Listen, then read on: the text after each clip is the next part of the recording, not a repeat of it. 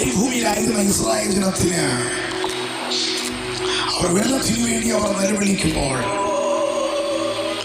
എങ്ങനെ ഇവിടെ വെള്ളമുണ്ടാകുമെന്ന് എങ്ങനെ അവർ ആഗ്രഹിച്ചത്, അവർ ചോദിച്ചത്, അവർക്ക് ലഭിക്കുമെന്ന് അവർക്ക് ഒരു ഉറപ്പുമില്ല.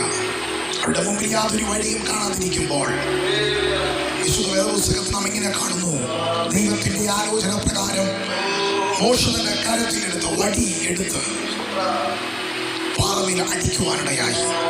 ആ പാറയ്ക്കകത്ത് വെള്ളം പുറപ്പെട്ട് വന്നു. എങ്ങനെ വിഷയത്തിന് മറുപടി ഉണ്ടാകും? ഞാൻ പ്രാർത്ഥിക്കുന്ന വിഷയത്തിന് ഈ സാഹചര്യത്തിൽ എങ്ങനെ ഒരു വിടുതലുണ്ടാകും എന്ന് ചിന്തിക്കുന്ന നേരത്ത് ആമേൻ, ഒരിക്കലും വിടുതലുണ്ടാകാൻ, ഒരിക്കലും നീ ചോദിച്ച വിഷയത്തിന് മറുപടി ഇല്ല എന്ന് നീ പ്രതീക്ഷിക്കുന്ന ഇടത്തു നിന്ന് ദൈവത്തിന്റെ മറുപടി നിനക്ക് വേണ്ടി വെളിപ്പെടാൻ ഇടയാകും.